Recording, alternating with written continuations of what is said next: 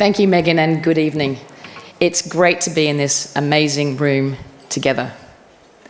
Thank you, Songwoman Marucci, for your very generous welcome to country. And welcome to everyone this evening as we come together as CEW members and friends to connect and reflect. These events don't come together by accident, so a big thank you to all who have worked so hard to make tonight a success. You know who you are. And my thanks to our generous sponsors and partners. Without you, we simply would not be able to do the work that we do. Now, I'm sure you've worked out by now, tonight's theme is collaborate. I always feel a little daunted when given the theme for a speech, and invariably spend a bit of time worrying that I may not meet the brief exactly as intended. Last year, I agreed to give a speech at Melbourne Business School, foolishly failing to ask what the theme was. You can tell this is not going to go so well. When I finally got around to writing this speech, I discovered to my utter dismay that the topic was learning from adversity. What on earth was I going to do with that? I briefly considered pretending I had misheard, and the topic was actually learning from diversity. The theme of collaboration on the surface sounded quite simple, but I must confess I found it tricky. As you heard from our members in the opening video, there are so many interpretations. The textbook definition of collaboration is working with someone to produce something. But I don't think that quite captures it. In my mind, collaboration has more subtle nuance.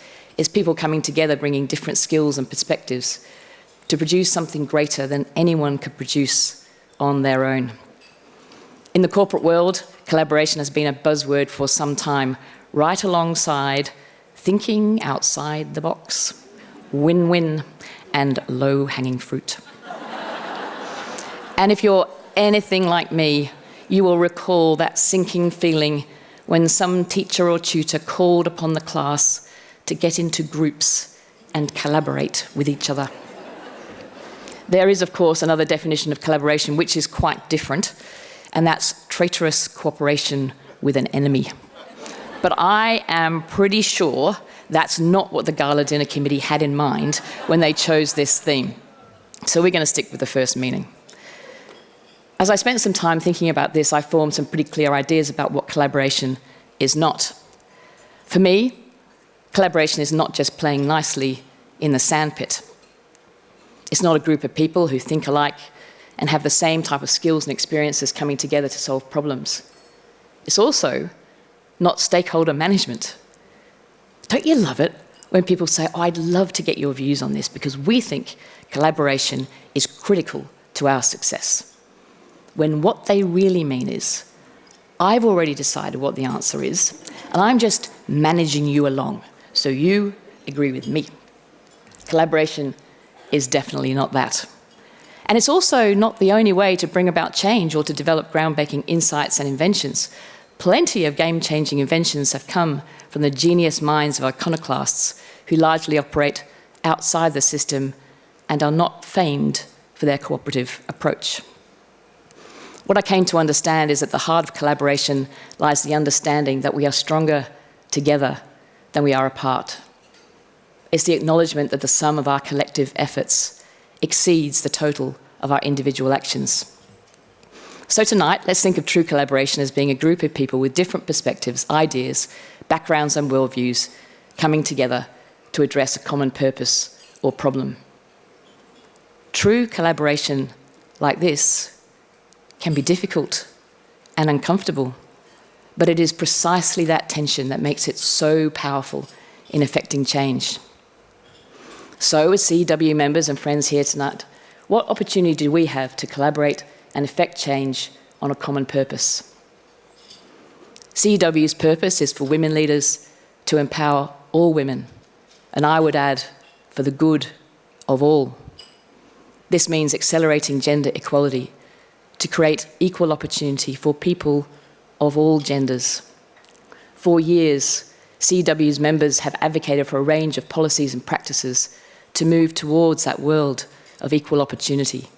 For decades, CEW has provided life-changing leadership programs and scholarship opportunities for talented women to take the next step in their careers. Since the organisation was founded 39 years ago, CEW members have tried, although not always perfectly, to support women through the highs and lows of navigating this unequal world. Recently, I was talking with my 21-year-old son about the progress, slow progress, we are making towards gender equality for the good of all. And as is often the case, he asked me a great question. Is this progress in service of a statistic or a truly meaningful change? And that indeed is the question. The question is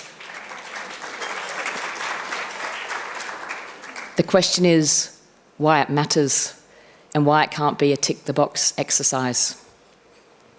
It matters because striving towards a world with equal opportunities for all, men and women, is not only the right thing to do, nor is it just about ensuring that everyone gets our Australian idea of a fair go, but because it's better for everyone.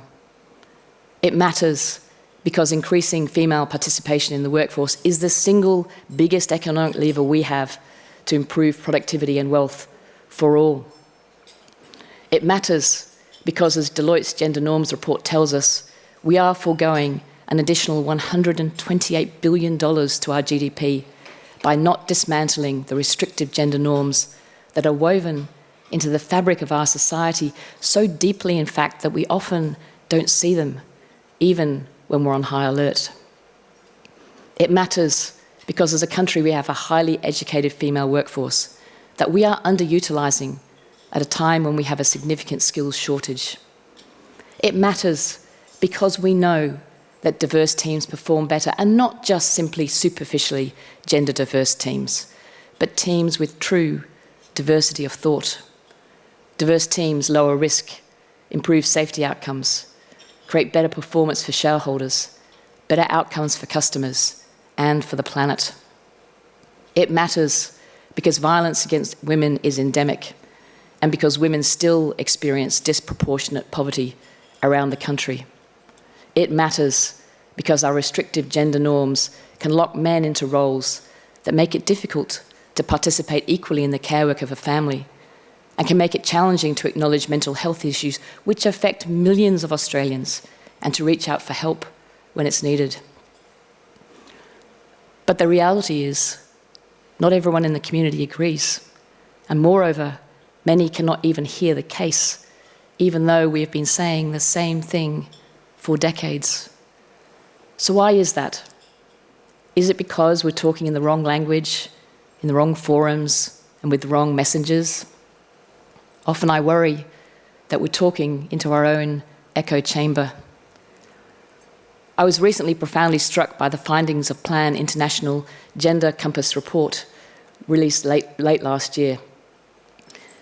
It follows the same methodology as the well-known Climate Compass report, and for the first time shines a light on the way different segments of our society really think about gender equality. So if you ask a survey question like, is gender equality important? 90% will say, yes, sounds good. But that's the tip of the iceberg that you can see above the water. Below the water is a whole spectrum of deeply held assumptions which are well entrenched. I had a quite startling insight into how pervasive our social norms around gender are when my youngest son, now 17, was about 7.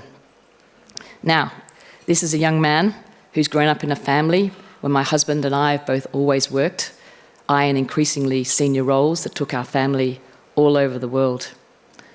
He grew up in a family in which we've been fortunate enough to be able to afford help at home with childcare and some of those less appealing domestic chores like ironing, which I never do. So come Mother's Day in 2013, this is the card I got from my son. Dear Mum, he wrote, you are an awesome mum. You can cook, clean and tidy. You can also multitask. When Ben asks you a question about maths, you can answer while doing the ironing. In short, you can manage to manage Mervac and be a great tidier. The older son said, "You should not have written that."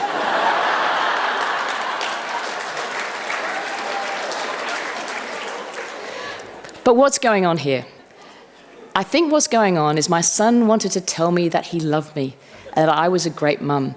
And so he reached for the image of good mother that is so often socially defined as domestic mother. And that's the way he conveyed his message. And what struck me was that the depth of embedded gender norms in our society was more powerful in his conception of good mother than the 7 years of his daily lived experience, which was vastly different. So, back to the gender compass, which gets below the surface of the water to that iceberg. The research defines 6 segments of the population, differentiated by how they really view gender equality: trailblazers, hopeful, conflicted, moderate, indifferent, and rejecter. What struck me particularly is that generational change alone will not shift social norms as it is likely to do with climate. The segment in the climate compass called climate dismissive is 9% of the population, and almost half of those are over 60. Time will do its work.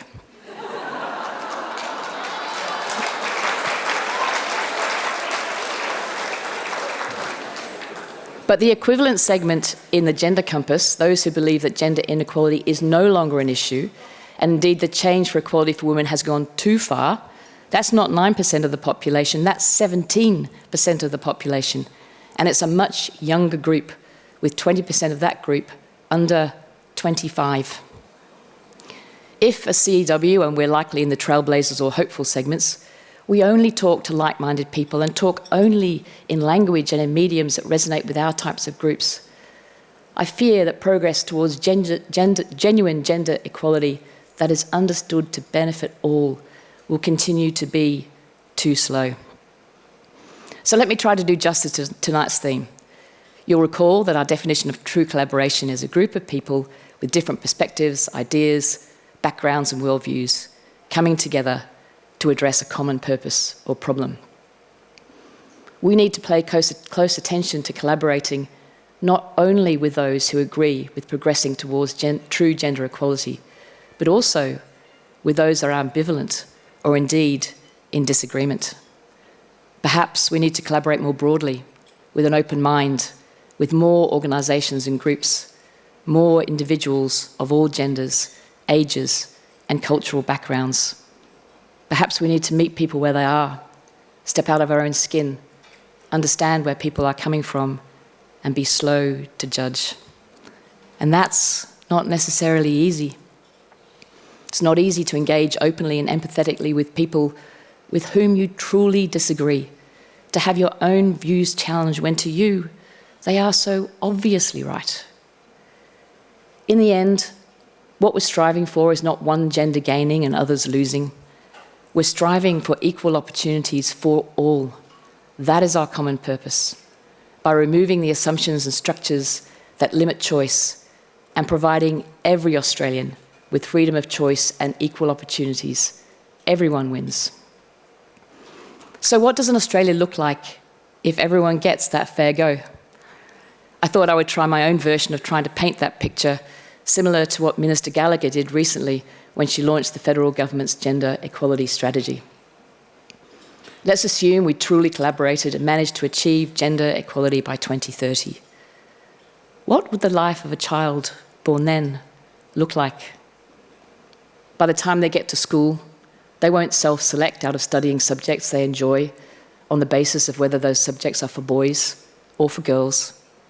And they won't have preconceived ideas about girl jobs or boy jobs. As they grow up, they will learn about respectful relationships, and young women won't need to worry about how they can protect themselves and their friends from the threat of violence, like learning how to carry their car keys as a potential self-defense weapon if needed. When they both enter the world of work, they will enter a workforce that is not highly segregated by gender, has no median gender pay gap, and the pervasiveness of sexual harassment will be a thing of the past. Their organisations will have diverse executive teams and talent pipelines, and 50% of CEOs and board members in Australia will be women. And if they want to and are able to have children, they will both have equal opportunity and encouragement to spend time out of the workforce raising that family, if that is their choice. And they will be supported to participate in the workforce, if that is their choice, with universal access to quality early childhood education. And their careers will not be impacted by that decision. And if that man decides for whatever reason to work part-time or flexibly, there will be no stigma attached to that, and he won't feel the burden of having to be the sole provider for his family. And come retirement, they will both be able to retire with economic security. Now that's a life I'd like to see become a reality for everyone, and I'd really like to see it in my lifetime. Looking across the room, I see many people who I know have many different views. Imagine if we could harness the diversity of thought, experience, and values of everyone sitting in this room, as well as those not in this room, and collaborate to deliver on a purpose that will lead to the life I just described. Equal opportunities for all, men and women. I couldn't imagine anything better. So let's get on with it. Thank you.